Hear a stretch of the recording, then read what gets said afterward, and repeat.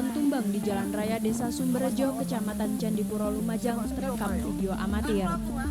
Warga panik karena pohon tumbang menimpa 3 bocah pengendara sepeda motor. Korban mengalami luka-luka, bahkan satu di antaranya kritis tertimpa pohon durian berukuran besar ini. Warga berusaha mengevakuasi ketiga korban dengan cepat ke puskesmas untuk mendapatkan perawatan darurat. Sementara itu, korban luka kritis langsung dirujuk ke rumah sakit. Kejadian bermula saat angin kencang melanda kawasan ini.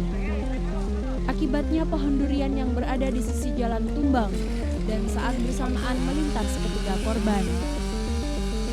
Sementara itu, petugas BPBD langsung mengevakuasi batang pohon yang melintang menutup jalan dan juga menimpa atap rumah warga.